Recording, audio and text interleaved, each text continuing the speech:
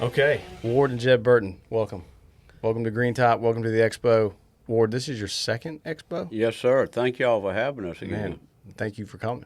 Absolutely. We awesome to have you we here. love your foundation, and we love what y'all do, and y'all are great Virginians. So welcome, and we're actually closing out the Expo here in about an hour and a half, hour and 15 minutes. Well, yeah, the door's shut, but we don't get to go home. That's right. And I got yet. Todd Sadler here with me. Todd and I we're about zombies right now, and it's Pretty not close. over for us either. But this ain't about us. This is about you guys. Thanks for being here. Yeah, thanks for having us. You guys do a heck of a job with this event. I was just telling you, coming back here to do this podcast, the dog event that you have out there Yeah. is Ultimate pretty, Air Dogs? Yeah, that's That's pretty cool, isn't cool. I'm going to bring my dog next year. What do you get if you win? You know, I'm trying to figure out what they were doing. Is it money or trophy? What do you get? I don't know. We're going to figure something out, though. Well, Jeb, you're going to definitely have the tallest and probably the heaviest Labrador. If he can run as long as he is, you ought to be in a running for the furthest leap. You got one of them Great Dane labs? One of Yeah, them, he's one of them big. big ponies? Oh, it's kinda About like Blaine's. 95 pounds. And all this dude lives for somebody to throw something. Oh yeah. Or go on a hunt. He did really good on the goose hunt, didn't he, Jeb? Yeah, we just went in a goose hunt in Chesapeake Bay Yeah. with the High and Dry folks. Okay. Not sure if you ever heard of them, but they make waders and stuff. And yeah, we had a really good hunt with them, and yeah, it was a good time. And today we came up here with one of our partners, Beretta. Yes. Thank you for being here for Beretta. Yeah, so we came up here with them, and you and I have been working on a bunch of different things, and appreciate your involvement with everything we're doing. And y'all are like-minded folks like us, like you were saying. We love to hunt and fish, and actually just got back from an elk hunt a couple weeks ago, so that was pretty neat. Where'd you go? I went to Montana. Okay. Was lucky enough to see a lot of elk, Mm-hmm. and shot about a 290, 300 class with my That's a good bow. one. So that was pretty neat. How long was your shot? About 25 Okay. yards, probably. Nice. Yeah. So Nice. he was about 10 yards, and I was making my mind up if I was going to shoot him or not. And it was the last day and last 2 hours of light, and I said, all right, I'm gonna do it. And it was the first bull I ever caught in myself. Man. And he came running right in, and there was just a lot bigger bulls right over the ridge. Still, though, Yeah. to take one at 20, I've been elk hunting twice in New Mexico, and to take one, the one I took, it was a smaller 5x5, nothing that class of bull, but to be on public land, self-guided with a bow, and you call that bull in. There's not many things that I've ever done in the outdoor world that is more intense and more satisfying than that situation right there. Yeah, it was Unreal, isn't it? It was really cool, and what transpired on that hunt was it's 200 head of elk, and a lot of cows, Mhm. and a lot of bulls, and the bulls won't come. The big bulls won't come because they already have all the cows. Yeah, so you're latter part of September, right? Okay, Yeah. so you're into the rut. They've got their harem, they've got all their cows. And, Yep. So I snuck up this ridge and got 150 yards from the bulls, and I got about 120, and I couldn't go any closer. There was no more trees for me to use. Right. And, yeah, I mean, and then I started cow calling, and they'd look over there and bugle, but he wouldn't come, and then this one came flying over the ridge. Was he like a satellite? Yeah, I mean, he was a younger bull. Okay. Probably, yeah. Still. It acted like a satellite. That's cool, though. Yeah, he came running. I'll eat So, those, too. Yeah. Yeah. Well, They're you all know, good. I don't think, had y'all seen this bull earlier? It was so many bulls you can't keep. Yeah, this is right on the Cascade Mountains, Okay. and it's a private ranch. Mhm. And what is it, about 8,000 acres, Jeff? 4,000.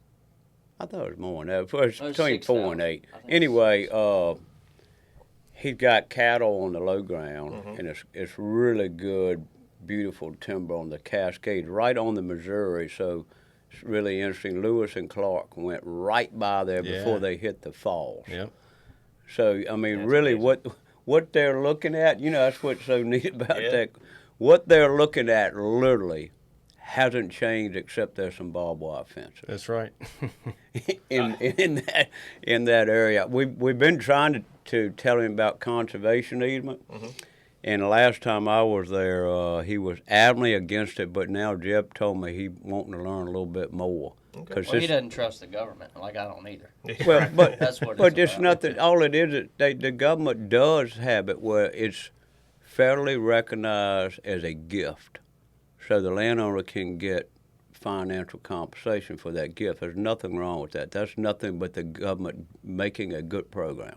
Okay. Yeah. So anyway, some people get a little bit overly concerned on that. I'm not. I've put every property but 2 in a conservation easement. That's what my foundation does all over the East Coast. So it's good.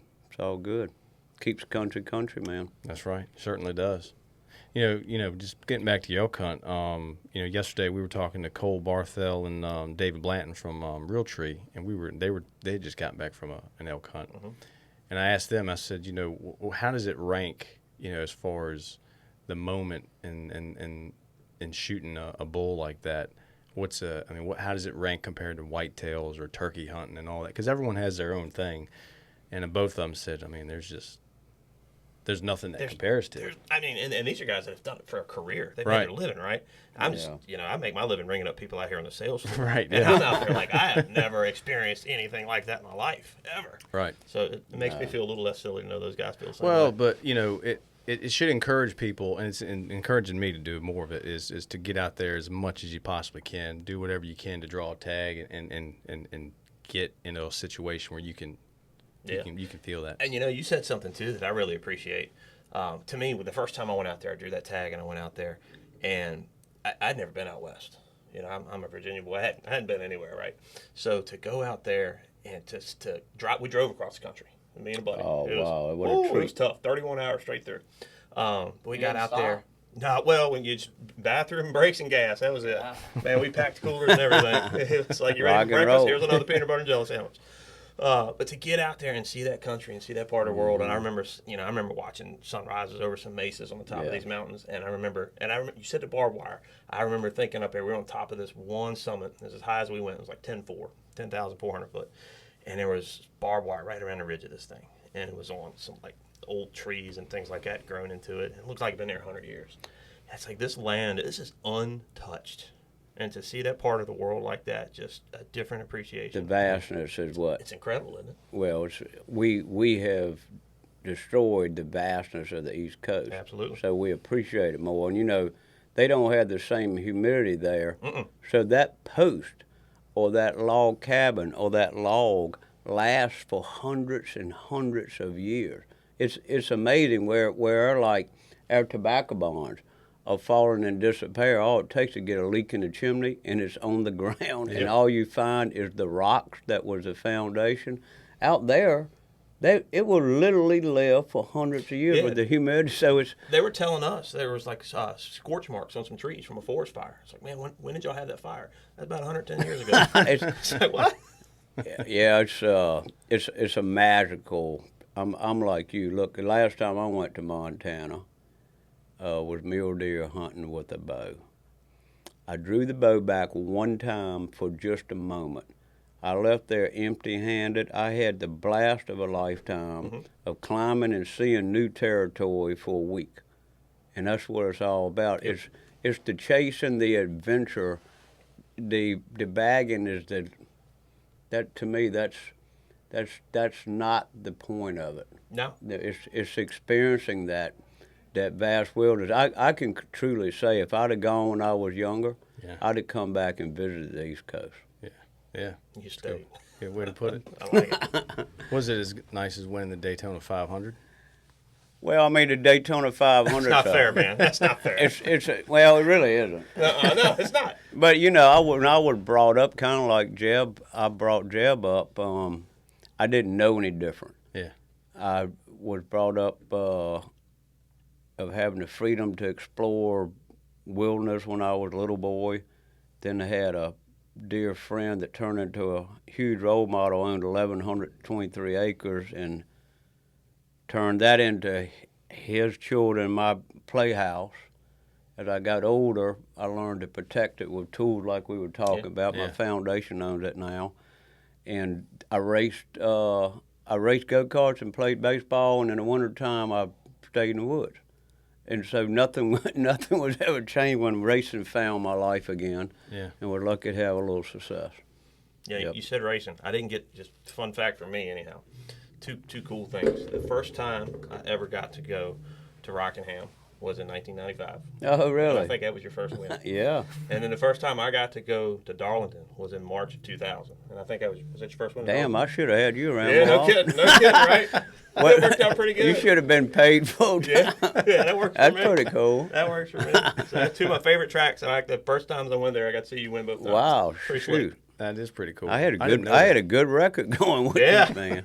I went to a lot of other ones that you didn't win, but we won't talk about those. Oh well, hell, I had a lot more that I Yeah. didn't win that don't want to talk about. Yeah. Man, Jeb yesterday was riding along, man, his own business, got into a skirmish, and it just looked like his day was gone and ruined at Talladega.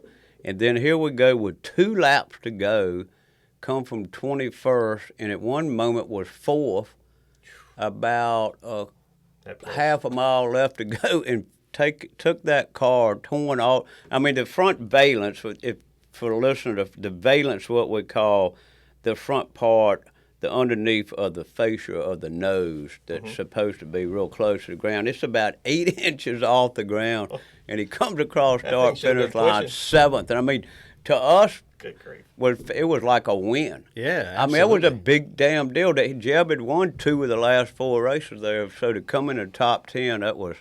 We all are still kind of high that with a season that really hasn't gone that well with things that he can't control to have a great run yesterday. That's great. And I mean, Jeb, you know, I hear from you here and there, but you're a busy guy, man. I mean, in the racing world, it ain't easy, man. It's you're running all over the place.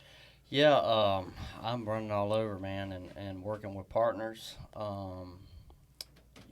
With all kind of different partners, from a Celsius to a Beretta, right? Right. So, total different spectrums, but we're wide open with Crossroads, with the Burtons TV show, and then also the racing side takes a lot more than just driving. Yeah, It takes a lot of sponsorship, and I've got probably 25 different people that help me make it happen. And that's what that world's turned into, right? It's not all about who can turn the wheel anymore. It's about who can bring that sponsorship to the table and support those. You just nailed it. It's amazing how much it changed like that. Yeah. So it's really tough, but really lucky that I'm able to do it for a living.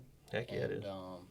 Not with the biggest organization, but I'm with a good organization that they believe in me, and I got good crew chief and a good spotter, and without those two, I wouldn't be able to do it.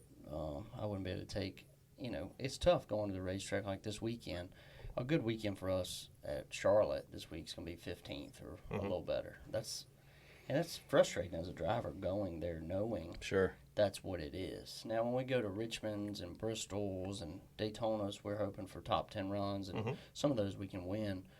But it's frustrating. And this is something I've always wondered too, growing up a racing fan. Is it truly that those are the tracks that when you take some of the things like the motor package and things like that aren't as important? Is it those tracks that put it more back into the hands of the driver that equalizes that? Well, like Daytona and Talladega, it takes away all the advantage that the big teams, those big organizations, in the right? draft, so that helps. Well, not all.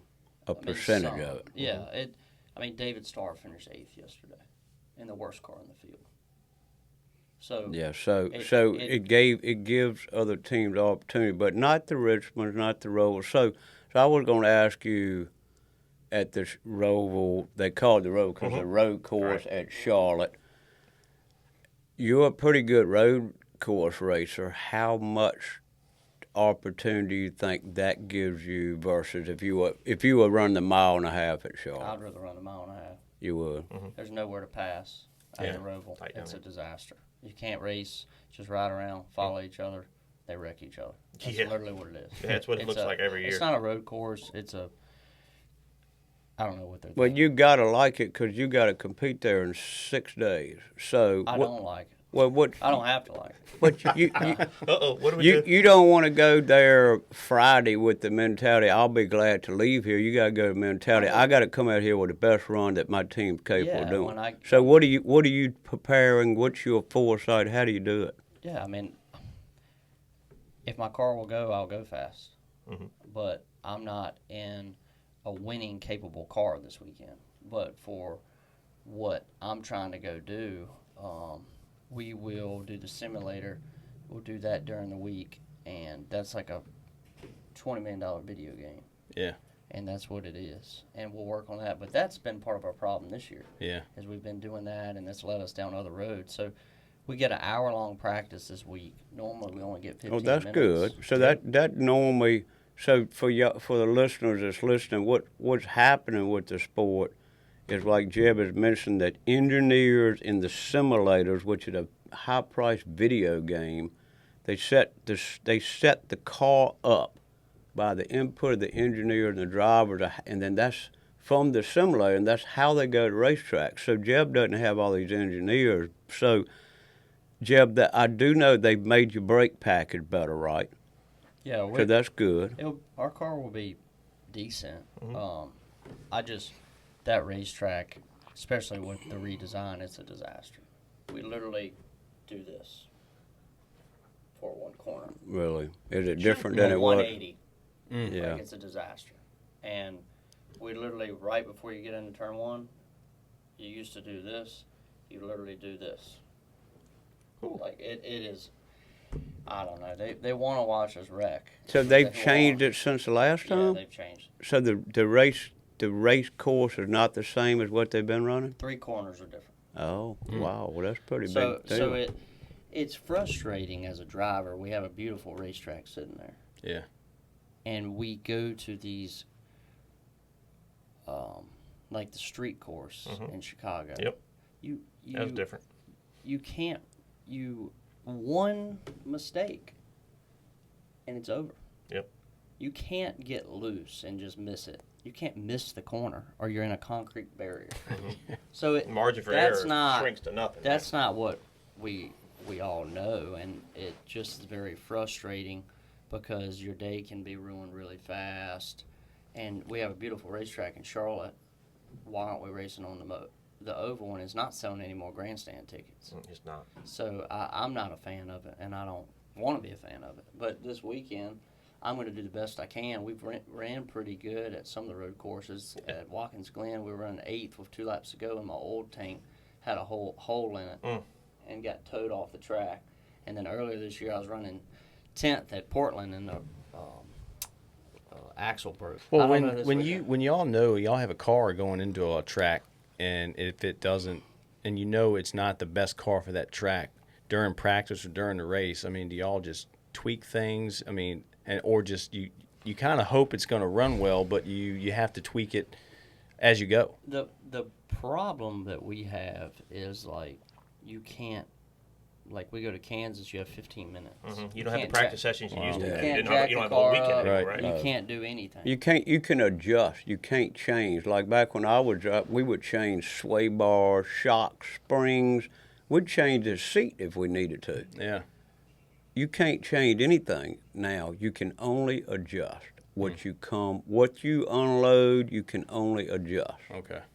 You're literally not allowed to change anything. So that's where this engineering and this simulator has come in. Because I mean, back in our day, we'd have had a lot more. We had a lot of crashes. We'd have had a lot more crashes. Right. But now, this weekend we'll be able to change, I think, a couple more things since it's a longer practice. But you still can't wholesale it. Yeah. Like if you miss it, so I feel like we should be better than we were last year there, and we got our car pretty decent towards the end there, and I got a lot better. That track is just treacherous. Like I said, you can make a mistake really fast. I don't mind the track. It just, when you get 38 cars out there, it just It's wild. Yeah. Yeah, and to be honest, they'll probably help us because they're going to tear a lot of stuff up. Have a lot of patience. So change the subject. I want to compliment y'all on something I wasn't aware of. So I was going back there trying to find some bottled water, and the whole back wall of this store is firearms that I can pick up and hold and set back. And I've never been anywhere that saw the rifles and the shotguns that I could mount the gun without having an individual hand it to me. And I just want to tell y'all, I thought that was absolutely splendid. And Jeb, I realized that all of my Berettas that are almost 15 years old are out of date. And I see all the new technology they've come with these shotguns. So, You know a guy. yeah, I know a guy. Time for a new one. Well, I mean, I've got quite a few of the 391s. Oh, there's one of the classics. The Extremers, and I mean, some of they're just. I just want to compliment this store and y'all. Thank you. I mean, there were people there watching like there should be, but I had the ability to do that, and that was awesome. Makes I a was difference, doesn't it? tickled to death at how many Seikos and Tickers y'all had back That's right. there also. It's one of our top sellers. I mean, now. I'd never seen that in a gun dealer That's before. pretty cool. Yeah. I picked up They my are first some of the baddest firearms. If you want to shoot tacks at 300 plus yards, you pick up either one of them because That's they right. would do it. And and Beretta being the company that you guys deal with, and we've dealt with them forever, oldest company in the world. 498th year Thursday. Yeah. 498 You years. do that one. He's Yeah. on that I one. mean, that's the oldest, just one of the oldest Right. companies in the world, but it's the oldest active gun manufacturer. It's just getting ready to be 500 years, man. That's a long It's a time. long time, man. That's longer than we've been here. Yeah, that's right. A whole lot longer than we've been here. But no, like the hands-on, whether it's new or used guns, the hands-on here is why a lot of people love shopping here, because it's like going to the bookstore, man. You Yeah. you don't need to get interrupted. You can walk around. You can look at all kinds of stuff, and every week it changes because our used inventory changes weekly, daily, for that Yeah. matter. Well, I mean, need you to it's- find me something. I need an M1 Grand. Yeah. I'd like to get an original one. I have a 1952 Willis Jeep. In those Jeeps, it's for an M1 Grand. The case is Yeah. right below the windshield. And when I take this Jeep for veteran groups, obviously it's not going to be loaded, but I need to have my M1 Grand stuck in there. You want a World War II or you want a Korean War? I don't care. You don't No, care? I tell you what, it need to be a Korean War because I got a 'Cause it'd Korean be- War Jeep. Okay. Yeah. And I ought to have it in my You better be collection. careful because I might call you like Thursday, say, "Hey Ward, I got you one." I'm ready, man. I need it. I need one in my collection. All right, we can. I got a note, and he didn't forget anything. we good. We will. He we fits will a find sale, you. you know he's not going to forget. No, he's been here That's too long right. enough. I mean, how much volume do y'all think? Jeb asked this question on a weekend that Blaine and all y'all come up with this expo idea. What kind of volume do y'all think you do here at Green Top? Well, as far as people goes, it's since Saturday morning, since yesterday morning, it's been between 28 and 30,000 people here. Wow. And just about everybody's got kids with them or pets with them. They're Yeah. coming in the store. They're running. I've seen people that have been here literally. I saw them get here at 10 this morning. They're still there. I mean, they've been here longer than some of the employees. Still looking around. Yeah, still looking around. So it's a There's so lot many of fun. people here, they probably lost their car and just stayed. Right. But I had a guy get me to sign his steering wheel at a Okay. Dodge Challenge. It took him longer to find the damn car. I than- bet. Yep. I bet. I had a guy that works for us. He wanted me to ask you this, Ward. Back in 90s, early 2000s, when you were running with a lot of some of the other legends, he wanted me to ask you who did you least want to see in your rear view behind you? Man, everybody's gonna say the same thing. A 3-car, because he would run you clean one week and run you like a dirty damn dog the next week. And we all needed to pay him back. Had he not passed early enough, I still owed him one. Yeah. And I don't feel bad about it, being still mad about it. Yeah. Because if I wrecked him, I'd gonna get cult messages and stuff. And if he wrecks me, it's just racing. And I said bullshit to that. Love it. I don't know what else to say. So it was a good feeling when you could push the 3-car out of the I way. wasn't trying. I didn't think it was no different than him and anybody else. You Sure. know, we all raced hard, but I thought you could. Hey man, you still can be a gentleman Sure. in competition, and that's what you call sportsmanship, right? Yeah, that's right. So it can be hard to be a good loser, yeah. but you can be a good loser when you're competitive. You can't be a good loser when you're not. No. So Dale was always sitting in good stuff, although he had years that were. When he was having a bad day, his frustration would take out on others. Yeah. So he wasn't a good loser on that. Gotcha. Right or wrong, that's just the way Maybe it I was. need to start doing that. Well, the problem is that Dale wouldn't be able to get away with that today. No way. You just can't. The sanctioning body wouldn't allow it, and there was a lot of things going on. I don't need to talk about somebody that can't defend himself. Sure. Because that's not right. Hey man, he was a hell of a driver, and he did more for the sport than probably any one individual ever did. Yeah. Yeah, but he was. Ask that question. He could be a real blankety blank on the racetrack also. Sure. Man. I can only imagine. You just crushed my childhood right there. He just did. He crushed my childhood. I mean, it's just the facts, Well, man. you got your soundbite. If you ask You knew his him, son, I'd take your word if for you it. ask his son, he will agree with me. Oh, I'm sure. Yeah. I love it. Who asked that question? Was it Mark? No, it was not Mark. Okay, that's a yeah, surprise. was not Okay. Mark. Right on. So, well, let's talk about y'all's podcast. I mean, Well, I didn't even know we had one. Jeb said we're gonna start this thing. We're gonna start, and what are we doing? So now it's just been the last week or so. He said, Dad, it's called a podcast, and we got to do it every 2 weeks. And now he's trying to get me to come off the farm sometime tomorrow afternoon. I got to do it tomorrow. Man, you It's could be a worth seasoned it. veteran here. It's And then worth it. and then there's people that say, Hey, I'm enjoying it. Yeah, it is. I'm telling you, I enjoy it. I've talked to a lot of guys here and customers that enjoy it.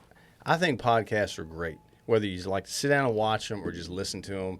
I mean, I listen to them all the time from whatever the topic is. You want to learn about Where something. do you find them at? You can find them anywhere, Spotify or Apple. I mean, some of them are even online now. Where's ours at, I Jeb? mean, All that. Okay. yeah. Everywhere in the I'm in the dark ages. I'm born in the early '60s.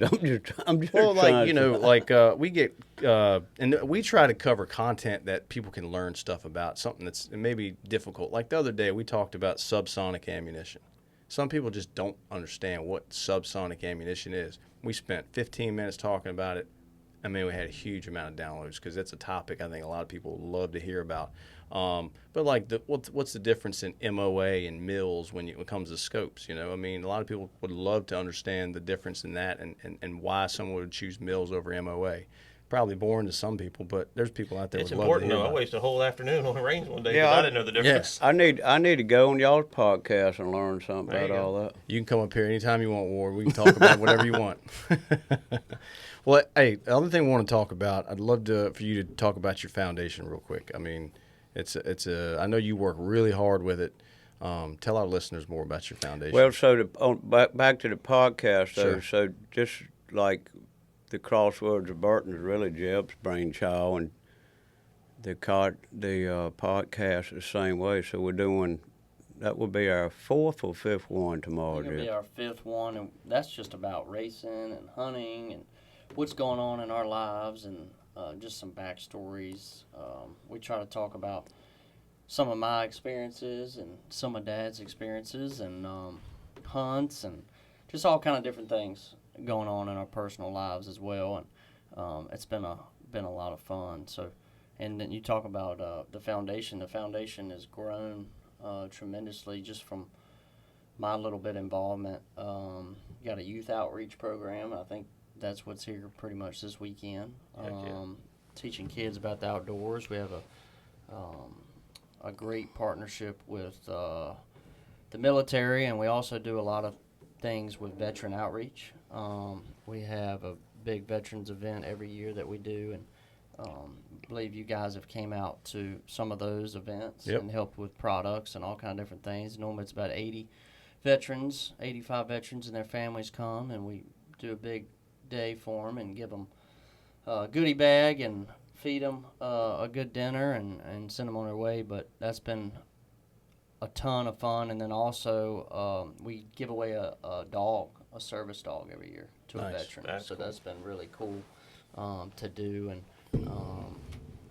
giving that emotional support dog has been pretty neat. So Yeah. I'll let Dad finish the rest. But the foundation has definitely grown leaps and bounds from what it used to be. Yeah, we really have, and a lot of that, Jeb, has helped a lot. My whole family has. The idea of the emotional support dog, because we do so much with organizations like Project Healing Waters, Which we do a lot with here, We too. do. Great, phenomenal Yeah, organization. yeah, and that was Jeb's idea. Did you know Freedom is lost right now? Lost. The guy Ty had him they were at a shooting range and Freedom ran off. So we just found out this morning they're trying to find one of the Freedom dogs has been has gotten lost. So anyway, yeah, man, we've been real fortunate. This compatible youth buffer program, or some people call it the REPI, that's at Fort Barfoot, 14 Town Gap in Pennsylvania. We just took over Quantico. So excited about what we're going to be able to do at Quantico and Prince William County, Fauquier County. There's a couple of counties there that, as y'all know, is 30 minutes from D.C. Yep. And the encroachment is just, the human encroachment is just a real big threat to the military mission. So we got a small window of time, and hopefully they'll fund it properly, and we'll have a landowner signed up, and we can make a difference of protecting Quantico. So it's really cool that we've got those opportunities, and I'm lucky that Jeb and my daughter Sarah and my wife and other staff members giving it all we got, man. It's noble work. I'm telling you, I love it, and I love that the growth is there, and you're continuing to grow. Well, we've really been fortunate. I mean, living in South Side Virginia, man, I love the rural culture, but the opportunities are very limited in some cases. So to find a federally funded program where we can practice conservation while protecting the military mission on these bases, I mean, I couldn't have wrote a script any better. Yeah. And you know, we met some of that happened because we were using land that the foundation owns and protected with veteran outreach. Is how some of these contacts happen. So everything makes a full circle. Have your heart in the right place and be passionate about things and give it your all. You never know what might happen. Love it. Absolutely. Well, gentlemen, thank y'all for taking your time out of your busy day today. Jeb, good luck next week. That's my favorite track. That's your favorite track? Favorite track. Dad always says that. He's like, well, you got to like it. You don't have to like it. Did you like them all? Maybe no. No, you didn't like them all. What was your favorite? So one thing, here we go. So Where he went. Dad will talk shit to me all about how I made a mistake or whatever. That's what daddies do. Yeah, but hold on a second. I'm going to tell y'all about a mistake, and he never lived this down. He flips the car in qualifying at a Seared Point. Sonoma. Seared Point. He flips it. Destroys the car. It was an easy flip, but it was a flip. And the first lap of the race knocks the radiator out of the backup car. Ditto. So we've ran a lap and a half, and we've total lost 2 cars. 2 cars.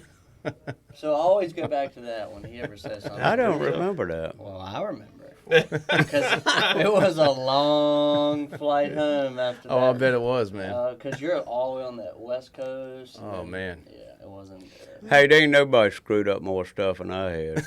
You know, look, I still make mistakes. I try not to make the same mistakes over and over. Right? Racing, and like I was thinking about this yesterday. It's a team sport, yes. Mm-hmm. But when you're on the racetrack and you're making moves in the car, that has nothing to do with your crew chief or The setup anybody. that's under it, the guy It that's is changing the all tires. on you. Yep. And if you run it in too hard, or you make a bad move, or you do this, or you do that, or your car's not good, and then you try harder, I can promise you the guys in the best car, their car is just naturally faster. Mm-hmm. So they're having to work less, and the mistakes will be less because everything is better. The pressure's not on them. The speed's there. When you're in a car that's not as good, you don't run as good, you have more frustration, you're trying harder. Things can. Well, everybody else around you is having to deal with the same thing too, because their cars ain't working either. So I mean, that's really where the racing really is going on from 20th back. I mean, they were racing their, all. Yeah. But We're talking anyway, about thousandths of a second a lap. It's just separating yeah, those guys, right? yeah, and it Hundreds of don't hours. take much, man. It's No. just, these A cars little are bit's a lot. it's just a little bit. It's just a little bit between right and wrong. But the difference between the right and wrong of what they're dealing with now is a bunch of things that's almost unmeasurable, where it used to be things in my day, a much bigger spectrum. And it's even like late model stock, right? They just went and raced Martinsville. The pole was like a 2011. Good Lord. So that was the pole, like a 2011 lap time. P30 was a 2030.